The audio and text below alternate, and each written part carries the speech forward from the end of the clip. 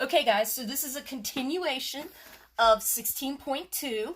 Now we're going to talk about a little bit more complicated problems. So when you look at this, you have your whole number, you have your radical, whole number, radical. You can do some reducing before you start multiplying. So you can reduce between your whole numbers. So anything common with 27 and 9? Yeah, 3. Or hopefully you see that, wait, 9 goes into 27. 9 goes into 27 3 times. So 9 into 9 once, 9 into 27 3 times. So what I have on top is I have 3 radical 15 over radical 3, because all I had was the 1 down on the bottom. So now I don't have any more whole numbers that I can reduce. So now I have to start simplifying my radicals, because remember, a final answer can't have a radical on the bottom. How do I get rid of that radical? I'm going to multiply the top and the bottom by that. So I have to multiply both the top and the bottom by radical 3. So when I do that, I rewrite my whole number. I multiply my radicals. 15 times 3 is radical 45 over radical 3 times radical 3 is radical 9. 9 is a perfect square. So the square of 9 is 3. Now, you look at this and you go, hang on, I can reduce that. Yes, you can. There are many steps along the way you're going to be reducing things. When we reduce those 3's, we're left with radical 45. You could put 45 over 1 or just leave it as radical 45. You don't have to have it over 1. Now, don't get excited and circle that as your final answer and move on, because remember, we have to break this down if possible. 45 is not a perfect square. Does it have a perfect square in it? Yes. 2 factors of 45. 9 times 5. 9 is a perfect square. So we've got radical 9 times radical 5. If we multiply them together, we'll get 45. Radical 9 is a perfect square. What's the square root of 9? 3. And we're left with radical 5. That's our final answer. I know it seems really complicated to you, but it's not. It is in the beginning. But the more problems you work, the better you get at it. It just seems like they're very long. So the next problem I'm going to let you look at, and we did the first one that was the example, and then I'm going to let you go ahead and look at number 1 because it's the same as the example. Now we get down to the one that says do together. I want to just talk that one through with you. Okay. So the reason I have this marked as do together is because it's 2 fractions, and you guys don't like fractions. Understandable. Okay, so if you think all the way back to the very beginning of 16.2, we said that if we had 2 radicals, we could rewrite it as 1 radical with the radicands together under the same radical. We said we could do that. If you don't remember, look back. It was on the first page. Okay, so now that we've done that, let's go ahead and let's start doing our work. None of these are perfect squares. We need to simplify. If you remember way back, I told you in the order of operations that the radical was also a grouping symbol. Well, whenever you have a grouping symbol, you have to simplify inside first. So let's go ahead and let's multiply. 3 times 7 is 21. 8 times 2 is 16. Bring down my radical. That's still under a radical. I haven't done anything with the radical yet. So now that I have that, I'm going to go ahead and I'm going to clean it up if possible. So radical 21 over radical 16. 16 is a perfect square. What's the square root of 16? 4. Now, 21. What are my factors of 21? I have 7 times 3. Neither is perfect. I have 21 times 1. There's no other factors. So 21 does not have a perfect square in it. So I'm just going to go ahead and I'm going to rewrite radical 21. So is that okay as my final answer, 21 over 4? Yeah, radical 21 can be on top. I have the whole number 4 on the bottom. And you can see all the work is written out. I have it written out.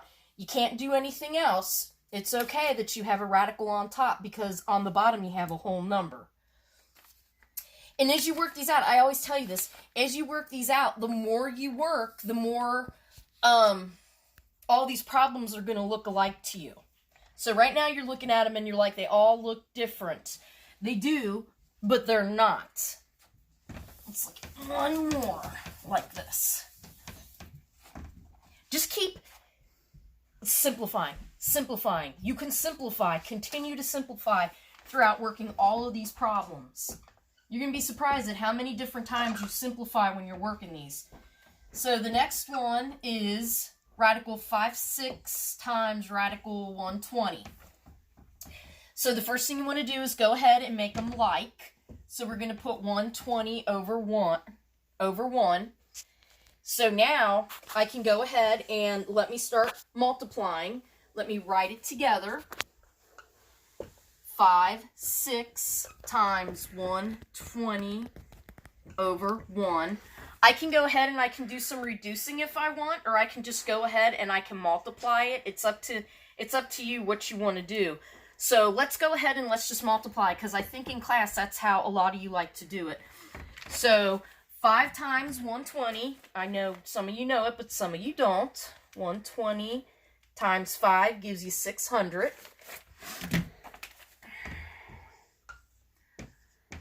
Over 6 times 1 is 6. So you have 600 over 6.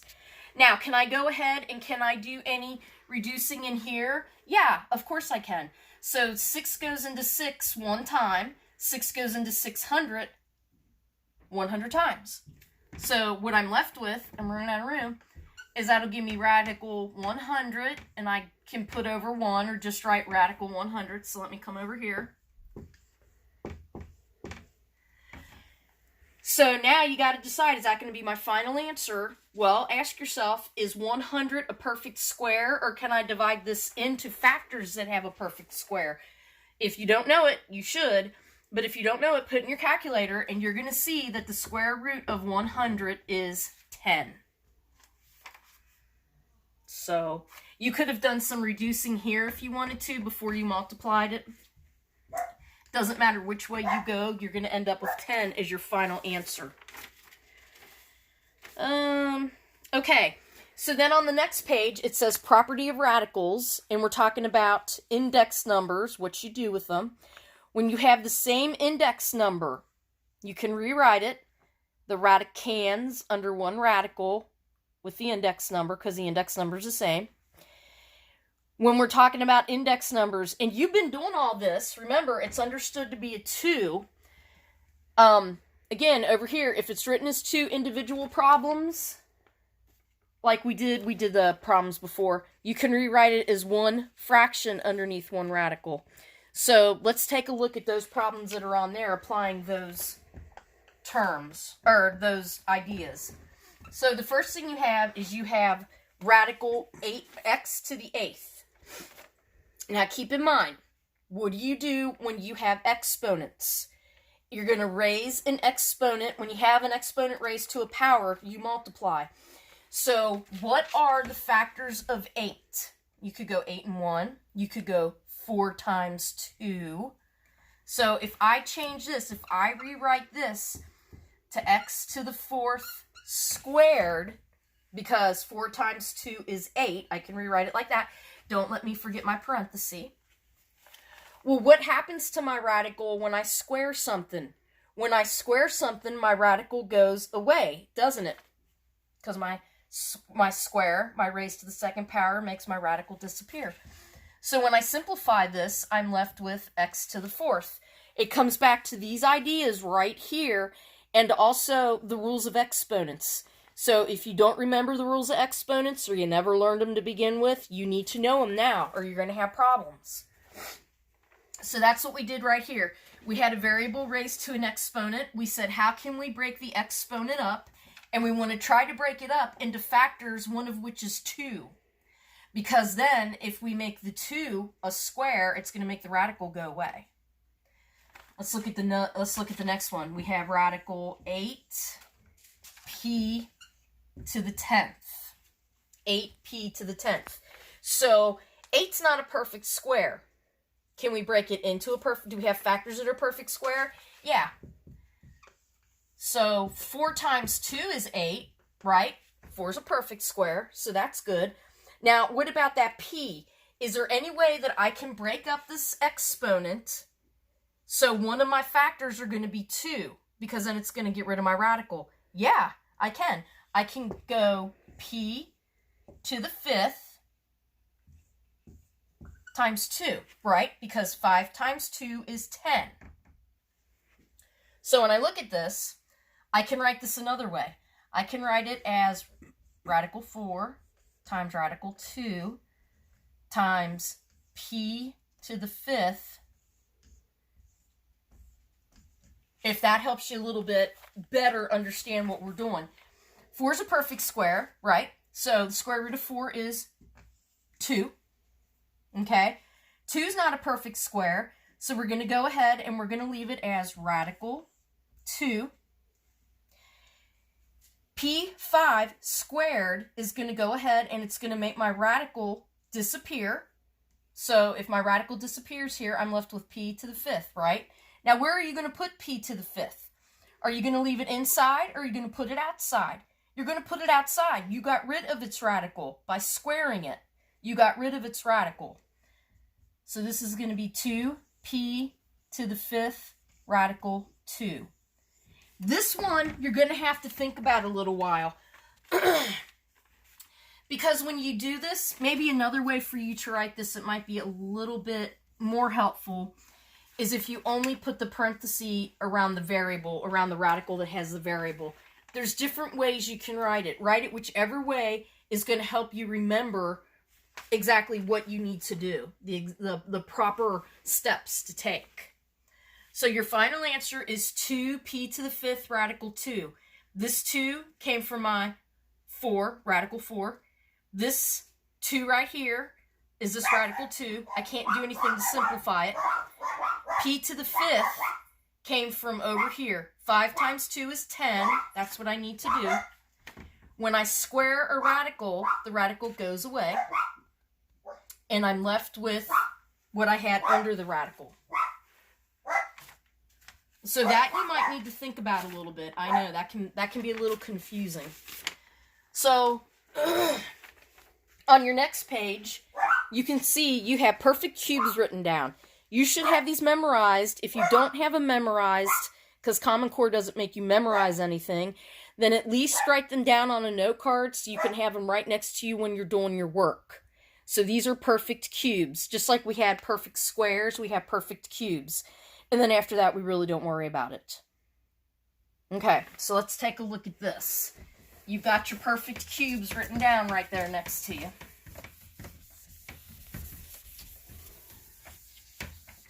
Okay, the cubes and the squares, you go through the same process.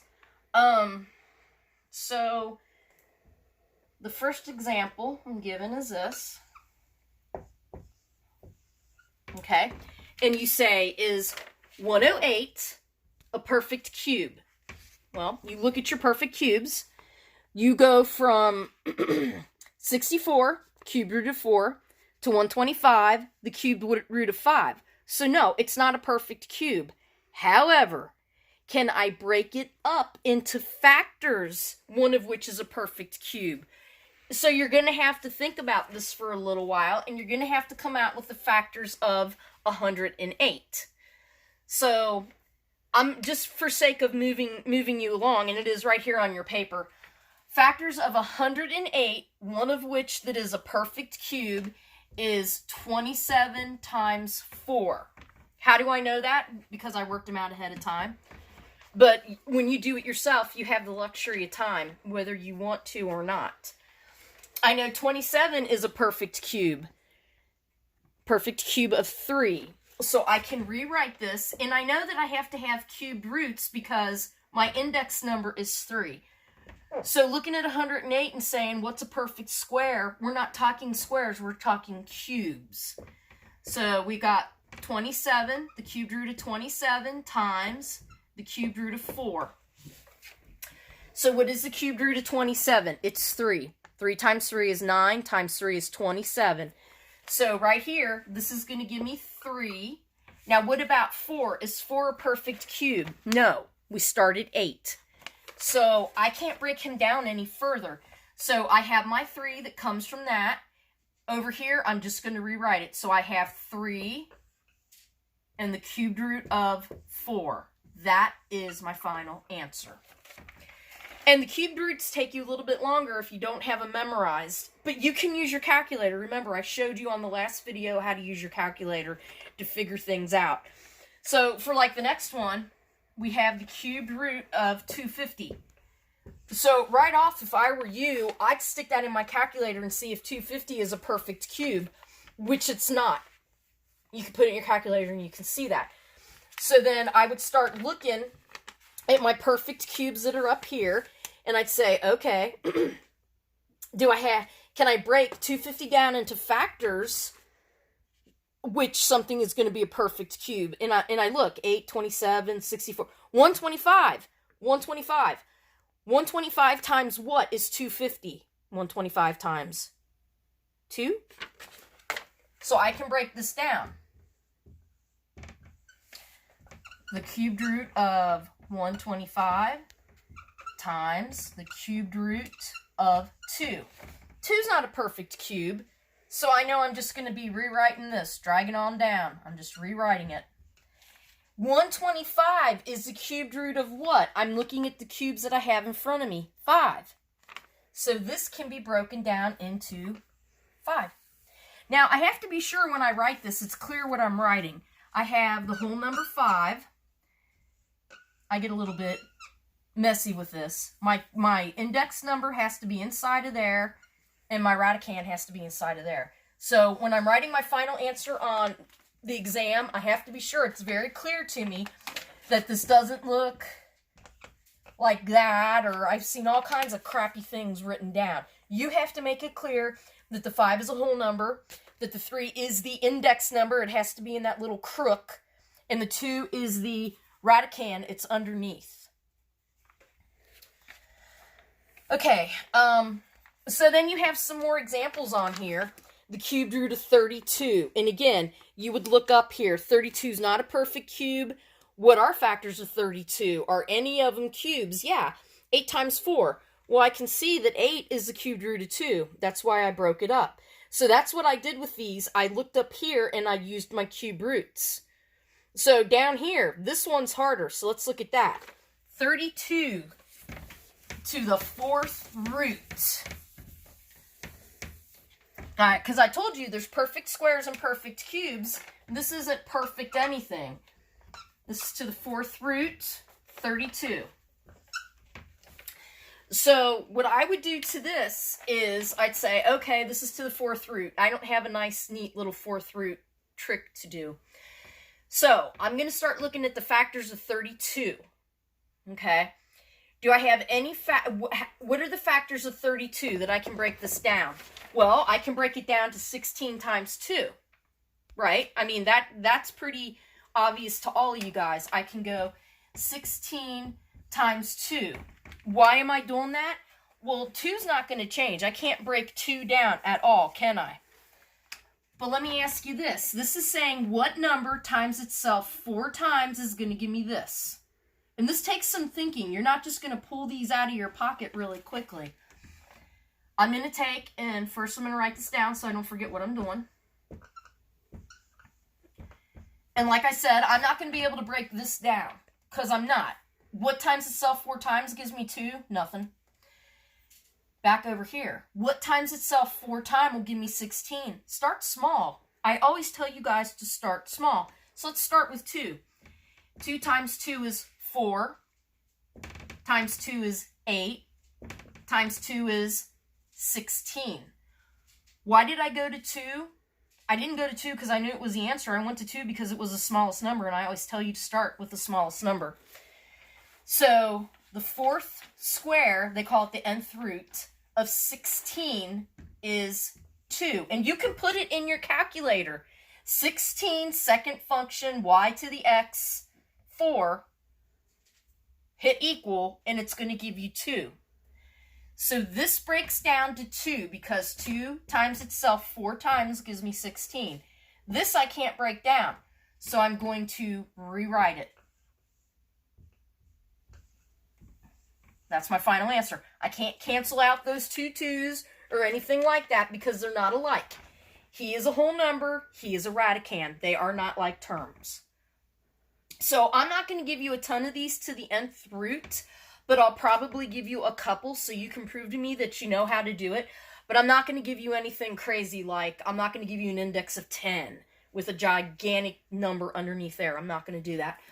I don't have to. I can give you small numbers to see that you understand how to work it. If I gave you this, I would expect to see some version of this as your work, and that's your final answer.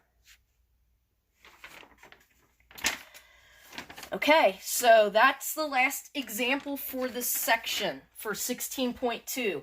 You guys, this is going to take some work, and I understand that you're tired. I'm tired too. We're all doing a hell of a lot more work, and we're getting paid the same amount. You may not be getting a paycheck, but you're going to get the same grade that you would have got sitting in class. We're all working a lot harder, and I appreciate that. So I just want you to know that. I appreciate that. A lot of you guys did not give me the answer key the way I asked you to. That's why it's taken me longer to grade it. So what I had to do, this is all I wanted. I wanted number 1, answer. Number 2, answer. Number 3, answer. Number 4, answer. So all 20 of them would fit on one piece of paper, the front side of one piece of paper. I told you to hold your work in case I asked for it. So I'm having to go back and rewrite an answer key sheet for everybody because I can't print all the stuff off my computer. I don't have the ink for that. So that's why it's taking longer. On your exam, do be aware of how I want this written out, because if you don't give me just an answer key, I'm not going to grade your exam, because the exam is a lot longer and I have a very short time frame to get that done. So I'll remind you of this time and time again. Okay, so this is the end of 16.2. We'll be doing 16.3 next, and that's adding and subtracting of radicals. So, all right, I'll see you then.